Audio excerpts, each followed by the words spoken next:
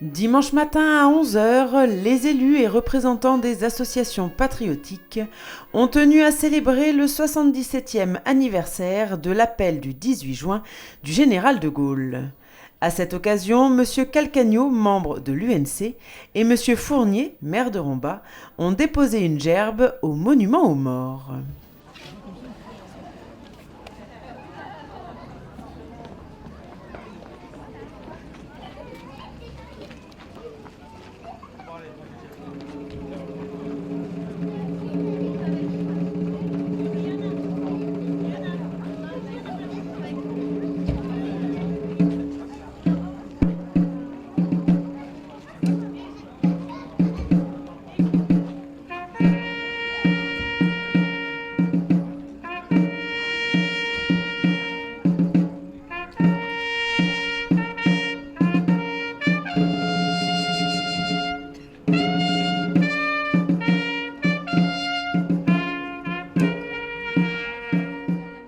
C'est ensuite Yves Calcagno qui a lu le discours du 18 juin 1940, tel qu'il a été fait par le général de Gaulle à Londres, sur les ondes de la BBC.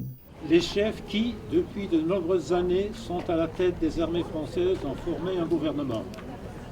Ce gouvernement, alléguant la défaite de nos armées, s'est mis en rapport avec l'ennemi pour cesser le combat. Certes, nous sommes submergés par la force mécanique, terrestre et aérienne de l'ennemi.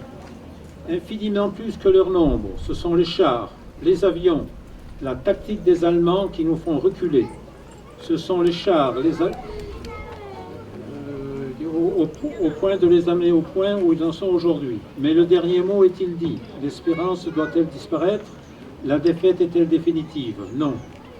Croyez-moi, moi qui vous parle en connaissance de cause et vous dis que rien n'est perdu pour la France. Les mêmes moyens qui nous ont vaincus peuvent faire venir un jour la victoire. Car la France n'est pas seule. Elle n'est pas seule. Elle n'est pas seule. Elle a un vaste empire derrière elle.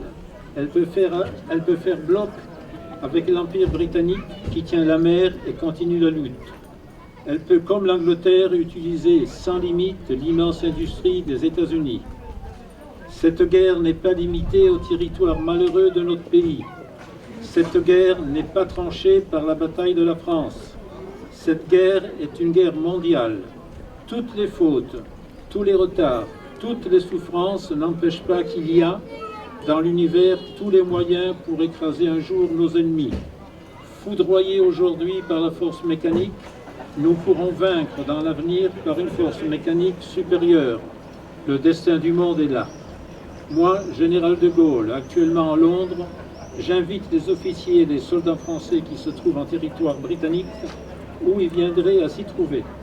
Avec leurs armes ou sans leurs armes, j'invite les ingénieurs et les ouvriers spécialistes des industries d'armement qui se trouvent en territoire britannique ou qui viendraient à s'y trouver en se mettre en rapport avec moi.